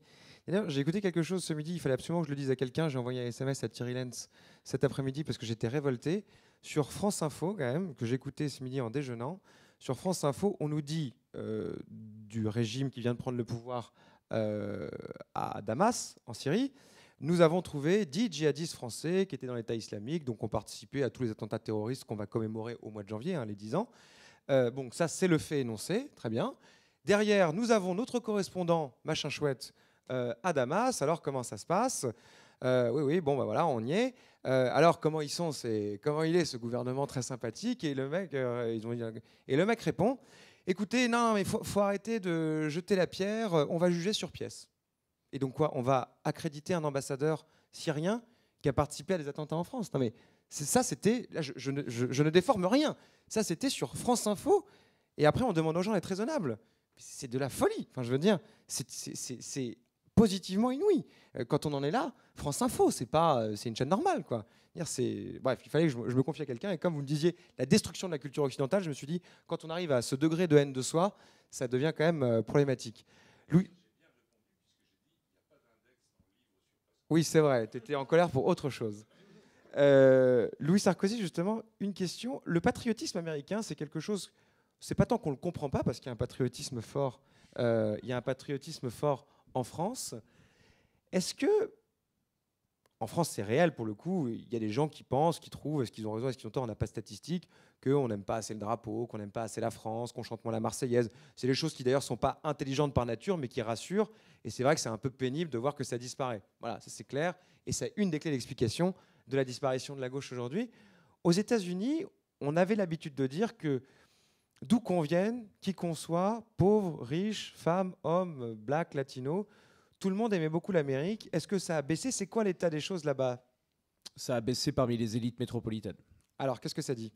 Le reste du pays reste encore extrêmement patriotique. Il y a une fibre là-bas, sûrement due à la jeunesse de ce pays, et le fait qu'ils étaient beaucoup en guerre, qui reste très présente, fibre patriotique. Vous savez, je rentre d'Israël, et c'était exactement la même chose. Un pays en siège, attaqué de toutes parts. Dans les sondages internationaux, c'est le 7e pays où les gens sont le plus heureux au monde. Comme si le conflit et la difficulté et l'ennemi suscitent une espèce de réveil national. Et je pense qu'en Europe, on n'a pas ce problème parce qu'on n'a plus d'ennemis. On refuse d'identifier l'ennemi. On a des adversaires, on a des compétiteurs, on a des amis qui ne se comportent pas très bien, mais on n'a pas d'ennemis. Et la nécessité quasiment tribale, évolutionnaire d'avoir un ennemi est fondamentale. Et la nature des opérations militaires extérieures américaines fait qu'ils ont toujours eu un ennemi. On combine ça au fait qu'ils soient jeunes comme nation. Et il y a vraiment ce sentiment patriotique. Vous savez, j'ai un membre de ma famille qui travaille pour une grande boîte de consulting très connue. Et leur méthode de recrutement, c'est 3 lettres, Mormon, Harvard, militaire, aux États-Unis. C'est les 3 façons de rentrer dans cette boîte de conseil extrêmement prisée. Faire l'armée aux États-Unis, c'est comme avoir un 2e passeport. C'est une fusée au cul, si vous me tolérez l'expression. Ça marche partout. Il n'y a pas du tout cette idée, par exemple, quand si on rentre dans l'armée, on n'a rien d'autre à faire, on est un peu bête, on veut aller tuer des terroristes ou quoi que ce soit. Il n'y a pas du tout de rabaissement, parce que toutes les élites quasiment historiques américaines, en tout cas avant ce siècle, étaient ou avaient été à un moment dans les armées américaines sans qu'il y ait de conscription, ce que les Américains appellent de draft.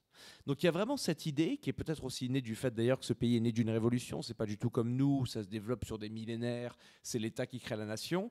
Là-bas, c'est un coup d'étincelle, une guerre, et ils gagnent la victoire et le pays en même temps.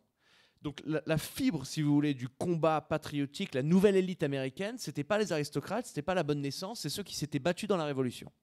Et tous les pères fondateurs sont battus dans la Révolution. Pas tous avaient le mousquet dans le tranché, mais que ce soit Adams ou Jefferson ou Revere ou ce que vous voulez, Hamilton, etc., Madison, c'est tous des hommes qui avaient risqué leur vie dans le conflit, dans les zones de combat, pour le pays, pour l'indépendance. Et ça continue à travers les siècles. Et aujourd'hui, c'est encore très, très présent. Les seuls qui n'aiment pas leur pays, en vérité, c'est ces grandes élites déconnectées dont on parle depuis le début de cette conversation. Comment ça se traduit la disparition du patriotisme chez les élites déconnectées, comme vous dites? Bah écoutez, il y a un peu la même chose qui se passe chez nous, c'est-à-dire il y a une autoflagellation. Et c'est sur quel genre de sujet? Les conflits internationaux, par exemple, chez nous, c'est le colonialisme. Alors eux, ils l'ont eu un tout petit peu aux Philippines, notamment, etc. Donc c'est pas vraiment le sujet, mais c'est plus la guerre en Irak qui est vraiment... Et c'est intéressant parce que les wokistes ici sont rejoints sur leurs conclusions par les nouvelles élites populistes trumpistes en disant que c'était la plus grosse connerie au monde. Donc il y a un parallèle assez intéressant, mais aussi, par exemple, sur le mythe, le vice fondateur de ce pays qui est l'esclavage. L'obsession esclavagiste aux États-Unis, si vous étiez américain, c'est 20%, 30%, 40% de vos cours d'histoire, cours de civisme. Enfin, tout le monde parle de ça. Le fait que c'était un des derniers pays à l'avoir banni, le fait que la moitié du pays avait encore des esclaves, alors que certains ici de nos arrière-arrière-grands-pères étaient encore en vie, sans vouloir rendre n'importe qui. Et certains étaient même maire de Paris ou ministre. Certes, mais c'est vraiment l'esclavage aussi qui montre à quel point cette élite-là se retourne sur l'histoire du pays et dit en fait on est une force pour le mal. Mais ça reste encore minoritaire. Je vous donne encore l'exemple du New York Times. Et moi, j'étais un lecteur du New York Times. Si vous pensez que je tape sur cette publication, je suis un homme de droite, je l'assume parfaitement. Mais avant 2016, c'était quand même une institution journalistique reconnue mondialement pour son objectivité, la qualité de son travail, etc. Ils font un projet qui s'appelle le projet 1619, qui est une série d'articles et d'enquêtes qui fonctionne, à mon savoir, encore aujourd'hui. Et le projet 1619, c'est de dire que les États-Unis n'ont pas été fondés en 1776 avec la victoire pendant la guerre d'indépendance, mais qu'il a été fondé par le premier esclave qui est arrivé au pays. Que les esclaves ont bâti les États-Unis, forcément, sous une souffrance atroce, et que la date, vraiment la genèse, la naissance de ce pays, c'est 1619. Et la totalité de ces articles, mais je vous invite à les lire, mais c'est un naufrage immense. Le titre d'un des articles, et j'encourage vraiment n'importe qui ici à le chercher sur Google, c'était un écrivain noir américain qui écrivait « Je ne peux pas laisser mes enfants être amis avec des blancs. Je ne leur fais pas confiance. » Vous voulez dire un écrivain contemporain? Mais ça, c'est 2017. Oui, non, voilà. 2017. Éduqué, 4 diplômes, vivant à New York, métropolitain, civilisationné, tout ce que vous voulez, enfin, comme nous. Je ne peux pas laisser mes enfants être amis avec des blancs, je leur fais pas confiance, ils sont trop dangereux. Le blanc américain a passé son existence à tuer le noir, à lancer la... On peut pas être ami avec. C'est pour vous montrer le naufrage intellectuel total qu'est cette nouvelle gauche. Donc ça se traduit en ça aujourd'hui. Mais l'impact reste minime, surtout depuis l'élection de Donald Trump la dernière. Vous voyez à quel point ça ne marche pas, ce message. Vous voyez à quel point il n'y a pas un comté qui est passé plus pro Harris, qui était la candidate la plus woke de l'histoire contemporaine américaine moderne. Donc ça ne prend plus. Et la question pour le futur, elle est simple. Alors justement, est-ce que les démocrates... C'est quoi l'avenir des démocrates? Ah bah ça, elle dépend d'une chose. L'avenir du démocrate dépend d'une chose, l'introspection. S'ils se disent on a fait n'importe quoi, il faut tout changer, ils ont une vraie opportunité. S'ils disent, comme M. Walz, vice-président nominé de Mme Harris, a dit avant-hier, malgré la défaite, il dit une interview et il dit « Je ne me rendais pas compte à quel point le pays est raciste. C'est pour ça qu'on a perdu. Je dois m'y habituer. » Et ça s'appelle la myopie chronique. Enfin, ils ne comprennent toujours pas. Et tant mieux, j'ai envie de dire, pour nous, hommes de droite et femmes de droite. Tant mieux qu'ils continuent dans leur délire obscène. Parce que là, ça va garantir, c'est une des raisons pourquoi, au risque de vous choquer, j'aurais tout fait pour mettre Lucie Castet à Matignon. Mais il fallait la mettre à Matignon immédiatement. Attention. Elle aurait été suivie de 6 gouvernements de droite. Mais vous imaginez la catastrophe que ça aurait été. Il faut y aller tout de suite. Mais en France, comme peut-être même à droite aux États-Unis, on n'est jamais dans la pensée long terme ou stratégique. Tout est urgence. On doit régler le problème immédiatement. Il n'y a pas de stratégie. On ne laisse pas l'autre faire l'erreur. La phrase fameuse de l'empereur. Il faut toujours laisser son adversaire faire l'erreur. Et aujourd'hui, les Américains ont laissé Harris faire l'erreur. Nous, on n'a pas laissé la France insoumise faire l'erreur et je pense qu'on aurait dû. Alexandre Devecchio, une autre question, justement sur l'avenir du Parti démocrate et la perception qu'on en a en France. Comment vous expliquez, parce que moi c'est une question que je me pose personnellement, j'arrive pas à comprendre comment est-ce que on a pu... la question c'est pas tant comment est-ce qu'on a pu avoir Barack Obama et puis ensuite Donald Trump. La question c'est comment est-ce qu'on a pu avoir, quoi qu'on en pense, un homme politique aussi exceptionnel que Barack Obama, qui est probablement le phénomène politique le plus passionnant du début du XXIe siècle, peut-être maintenant remplacé par Donald Trump, je dois dire, possiblement. Comment est-ce que des partis, et c'est le cas aussi en Europe, qui ont réussi à comprendre la langue du pays dans lequel ils vivaient, je veux dire, la gauche a apporté, vous êtes le premier à le dire, quelque chose de très important dans ce pays, la gauche de Clémenceau, la gauche de Blum. Enfin, c'est pas un petit sujet dans l'histoire de la République française, la gauche. C'est pas à minorer. Comment est-ce que vous expliquez qu'à un moment donné, parce que moi je me demande, comment est-ce qu'on perd le fluide avec son pays? Comment est-ce qu'on entre à ce point dans un processus de déni, qui d'ailleurs s'apparente parfois à de la méchanceté, parce que ça ressemble à du mépris aussi. À votre avis, qu'est-ce qui explique ça? C'est quoi? C'est un aveuglement? C'est les bases militantes qui sont déconnectées des bases populaires? C'est de l'idéologie pure, ce qui peut arriver aussi. Comment vous expliquez ça? Parce qu'en plus, c'est complètement contre-productif pour eux-mêmes. C'est même pas une bonne stratégie, si je puis dire. Et c'est démontré par tous les résultats électoraux. C'est une vaste question. J'ai pas la réponse. Je pense que la réponse est multiple, mais je pense qu'il y a un affaissement des élites. C'est-à-dire que il y a un philosophe italien né en 1848, Vilfredo Pareso, qui expliquait que l'histoire est un cimetière d'élites. Et en réalité, je pense que c'est ce que je disais, où on a une élite déliquescente, qui s'est trop reproduit entre elles, qui a été trop dans l'entre-soi et qui aujourd'hui n'a plus les solutions. Je ne prétends pas que les populistes l'ont, mais en tout cas... Attendez, qu'il faut renouveler comme tout. Je pense qu'il faut renouveler effectivement notre système. J'ai pas d'autres mots.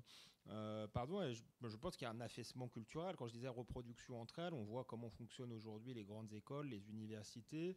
La méritocratie est en train de disparaître. On est dans un système de cooptation sur fond d'idéologie. Donc c'est même très inquiétant pour la suite, pour la formation des élites futures. Donc je crois qu'il y a cet affaissement intellectuel, cette absence de méritocratie, de gens qui ne fonctionnent plus que par la cooptation. Ensuite, les ouvrages de Christophe Guilluy sur le clivage entre la France périphérique et la France des grandes métropoles sont aussi intéressants. Il fut un temps où les ouvriers et les catégories intellectuelles vivaient en réalité ensemble et se côtoyaient. Aujourd'hui, avec le phénomène de métropolisation du monde, on a effectivement des gens qui ne se côtoient plus du tout. C'est flagrant d'ailleurs, je pense, aux États-Unis. Je parle sous le contrôle de Louis, mais il y a une différence entre l'Amérique des côtes et l'Amérique du centre. Ce sont deux Amériques radicalement différentes.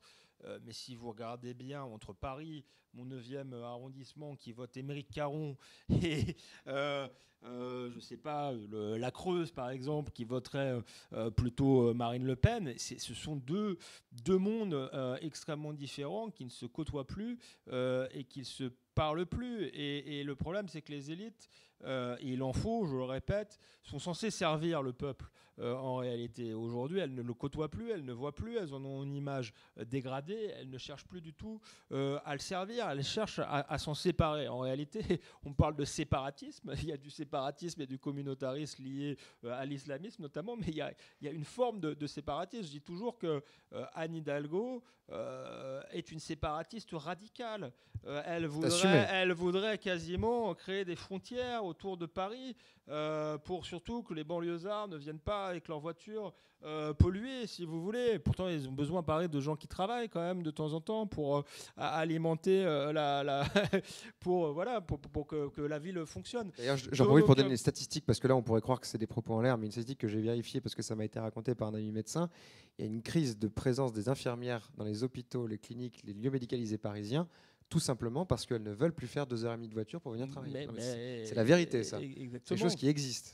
Et c'est organisé effectivement par une administration municipale. Donc je pense que ça répond en partie à votre question. Il y a un affaissement, et moi je crois pas seulement de la gauche. Je pense qu'on était quand même dans un système où il y a une différence de degré, par exemple, entre le macronisme et LFI, mais c'est une différence de degré. C'est pas une différence de la nature. Dans la volonté on parlait de la déconstruction tout à l'heure. Il y a une déconstruction soft d'un côté et une déconstruction radicale de l'autre, mais le projet, il est le même. Bon, si ce n'est que Emmanuel Macron est transformiste. Donc, quand il fait un très beau discours à Notre-Dame, il s'inscrit dans une forme de continuité historique. Il est celui qui veut reconstruire.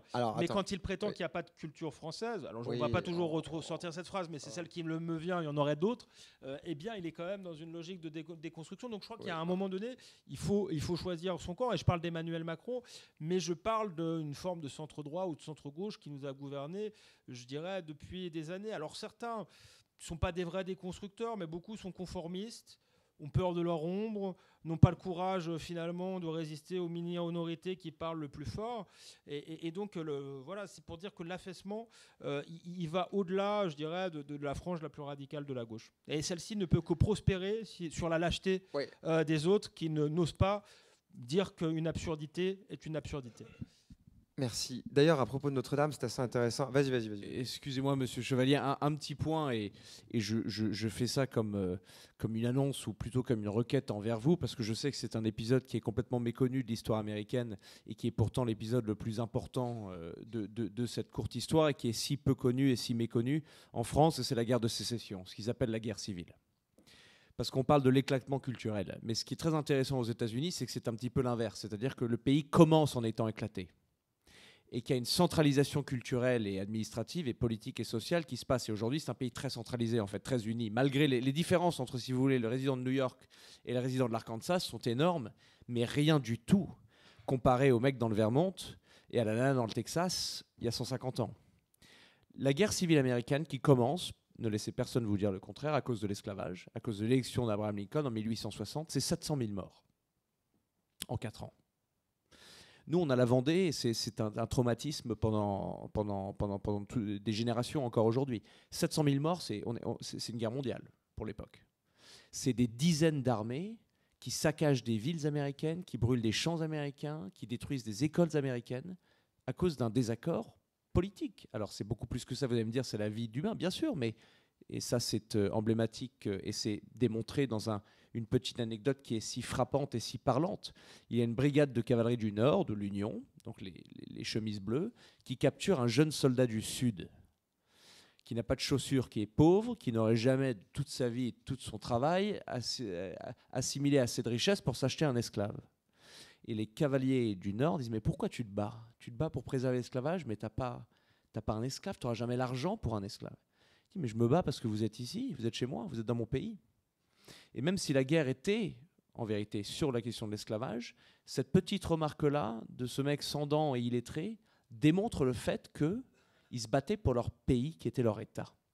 Que l'éclatement culturel, c'était la base. Ce n'est pas une nation, les États-Unis. Ce n'est pas du tout comme nous, où il y a un peuple qui a envahi une province romaine, qui s'installe, il y a la nation qui se développe. C'est 50 nations, certes avec un héritage anglais commun, mais très différent, qui n'immigrent pas d'ailleurs des zones d'Angleterre, des mêmes zones d'Angleterre. Parce que les sudistes aujourd'hui, c'est les Écossais et les Irlandais, et les mecs du Nord et des Pays de Galles. Et ceux qui vivent sur la côte Est, c'est majoritairement des Londoniens, et ceux qui vivent... Donc il y a déjà un énorme conflit culturel, et des différences, et une mosaïque culturelle, qui arrive aux États-Unis. Ça marche pendant 80-90 ans, parce que la guerre contre l'Angleterre d'indépendance est encore fraîche dans les mémoires, et parce qu'on se dit on va faire l'accord, c'est la grande nation, c'est très bien, mais la question de l'esclavage en fait met le doigt sur ce manque de cohésion, et ça explose, et c'est d'une violence inouïe, ça n'en arrêtait plus. Des massacres atroces. Les classes d'officiers de West Point, qui est leur Saint-Cyr, sont divisées en deux. Des frères des mêmes familles qui s'arrachaient la gorge d'un côté ou l'autre. Il y a un film absolument magnifique qui s'appelle Gettysburg, que je vous encourage tous de regarder, sur la bataille vraiment le tournant de la guerre en 63, sur la bataille de Gettysburg, où il y a 2 régiments irlandais qui se battent, un pour le nord, un pour le sud. Et il y a une charge du régiment irlandais qui se bat pour le nord, qui se fait décimer par les Irlandais du sud. Et ça, on sait que ça s'est passé. Après, tous les Irlandais enlèvent leur casquette et la secouent. Une forme de noblesse et de reconnaissance du fait que même si on se bat dans 2 côtés à côté, donc même les Irlandais qui s'entretuaient avaient une présence et une conscience culturelle beaucoup plus développée que les Américains eux-mêmes. Merci beaucoup, Louis. Eh bien, ça sera le mot de la fin pour la partie conférence.